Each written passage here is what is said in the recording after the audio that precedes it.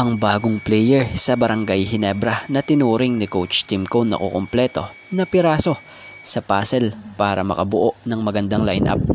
Binuking na ni Coach Tim sino nga ba ang tinutukoy nito at gaano talaga kaganda yung epekto niya ngayon sa Barangay Ginebra. So yan nga ang ating mga tatalakayin. Ngayong PBA Commissioner's Cup, eto na ang isa sa conference na siyang makakapaglaro na ang mga players ni Coach Tim Cone sa kanya-kanyang original na posisyon na kung ay sa madaling salita sa komportableng mga posisyon. Dahil na nga yan dito sa tinaguriang missing piece sa puzzle ng Ginebra na si Troy Rosario. So siya nga ang tinutukoy ni Coach Tim Cone na piraso ng puzzle na bubuo sa Ginebra na siyang kulang nga noon sa team ng Ginebra.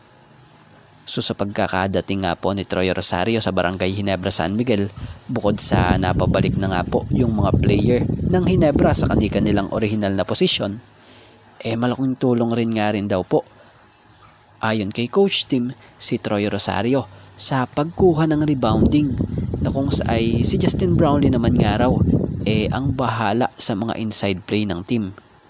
So kung mapapansin nyo sa nangyaring debut game ni Troy Rosario, pansin naman na medyo nangangapa pa, pero nito sa pangalawang game nga po niya naramdaman na talaga yung presensya niya. Kita na nakakapag-adjust na siya na kung sa ay kontra Phoenix nung isang gabi kumamada lang naman ng 14 points si Troy na may kasama pa nga pong 4 rebounds, 2 assists and 1 steal na mayroong 5 of 8 sa field goals. Sa 6 nga po niyang tira sa free throw may 4 na pumasok at sa plus minus plus 11 nga siya. So napakagandang performance niyan para sa isang player, lalo na babago pa lang sa team, diba?